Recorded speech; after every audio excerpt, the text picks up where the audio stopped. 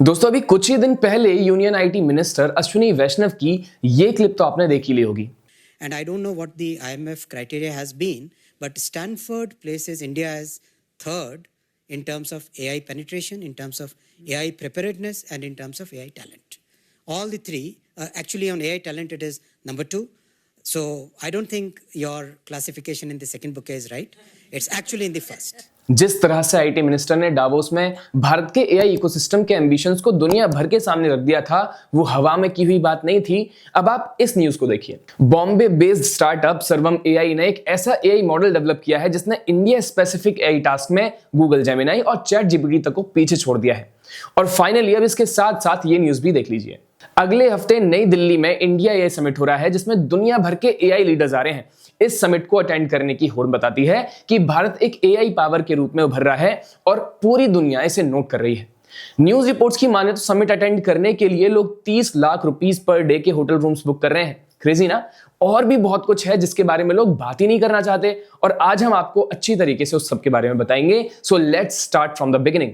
ये जो क्लिप है जो वायरल हुई थी वर्ल्ड इकोनॉमिक फोरम के डावोस में जनवरी 2026 की है। वहां आईएमएफ चीफ क्रिस्टलिनिया जॉर्जिविया ने एक ऐसा बयान बोल दिया कि इंडिया भी एआई में सेकंड टियर प्लेयर है, मतलब हम अभी भी पीछे ही हैं। लेकिन यहीं पर अश्विनी वैष्णव ने ग्राउंड होल्ड किया। उन्होंने कहा कि स्टैनफोर्ड के according India is third in the world in AI preparedness, सिर्फ यूएस और चाइना के पीछे। और दोस्तों ये सिर्फ एक बयान नहीं था, ये एक मैसेज था कि इंडिया पीछे चलने वाला नहीं है। उन्होंने डावोस के मन से भारत की 5 लेयर एआई स्ट्रेटेजी को बहुत क्लियरली एक्सप्लेन किया। टैलेंट, डेटा, मॉडल्स, चिप्स और एनर्जी, यानी सिर्फ एप्स बनाना नहीं बल्कि पूरी एआई पाइपलाइन को इंडिया के अंदर ही अंदर बिल्ड करना।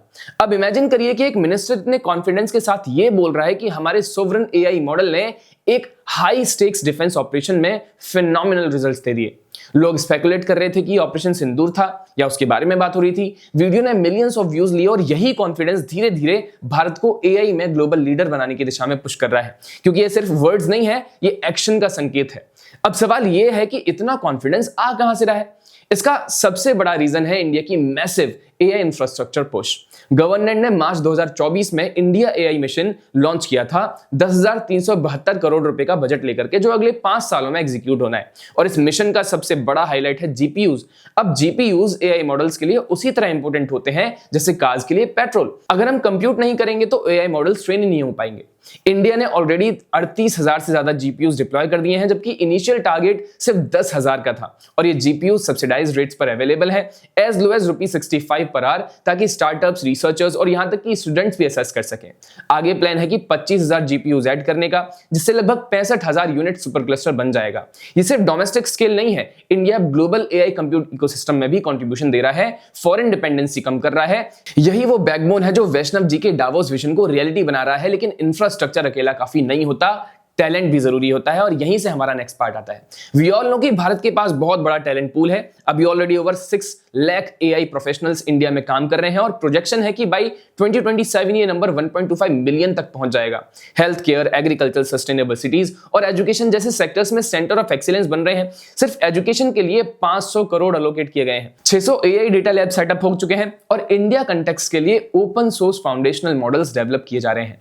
सेमीकंडक्टर साइड भी इक्वली इंपॉर्टेंट है इसके लिए 76,000 करोड़ का इंडिया सेमीकंडक्टर मिशन चल रहा है, जिसमें 1.6 लाख करोड़ इन्वेस्टमेंट अप्रूव हुए हैं। और सबसे बड़ा सपना इंडिजीनियस जीपीयूज डेवलप करना, जो अगले 3 से 5 साल में पॉसिबल माना जा रहा है।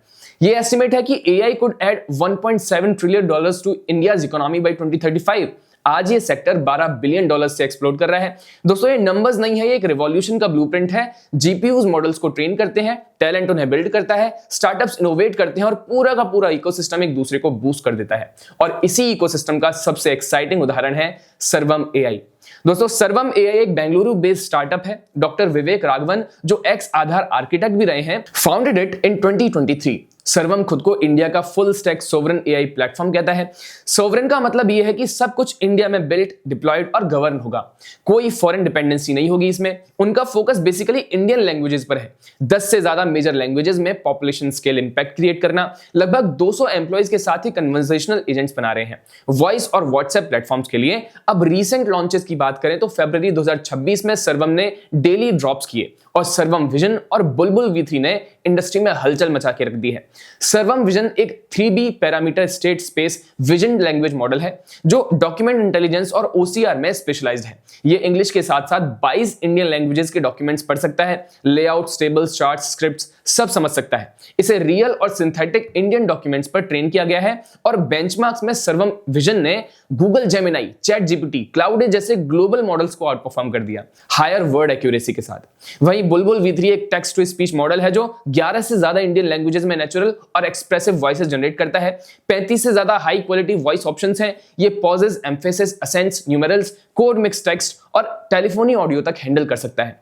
दोस्तों यही तो पॉइंट है ना, इंडिया स्पेसिफिक टास्क में ग्लोबल मॉडल्स को बीट करना पॉसिबल है क्योंकि हमारा डेटा, हमारा कंटेक्स्ट, हमारी जरूरतें अलग हैं और ये सब कुछ कनेक्ट होता है आने वाले इंडिया AI इंपैक्ट समिट 2026 से।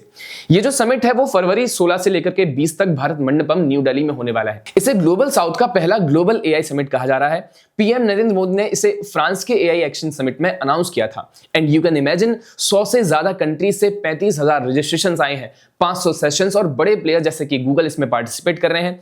AI Impact Summit has got phenomenal response. This is going to be the fourth and the biggest AI summit so far in the entire world. Google तो विशाखापट्टनम में $15 billion का AI hub announce कर रहा है। Summit के themes हैं people, planet and progress और intensity देखिए। दिल्ली में लग्जरी होटल जो 20,000 रुपए से 40,000 पर नाइट तक मिलते थे उनको 2 से 30 लाख तक में लिया जा रहा है। लोग सिर्फ अटेंड करने के लिए इतना खर्च कर रहे हैं क्योंकि ये शोकेस है इंडिया की AI पावर का। दोस्तों ये सब इंटरकनेक्टेड है। टैलेंट से शुरुआत होती है, इंफ्रास्ट्रक्चर बिल्ड होता है, स्टार्टअप्स इनोवेट करते हैं, समिट इवेंट ग्लोबलाइज करती हैं और इसका रिजल्ट इंडिया सिर्फ कैचअप नहीं कर रहा, लीड करने की तैयारी में है। प्रोजेक्शन है कि by 2030 India AI super power बन सकता है, 10 मिलियन AI जॉब्स क्रिएट हो सकते हैं।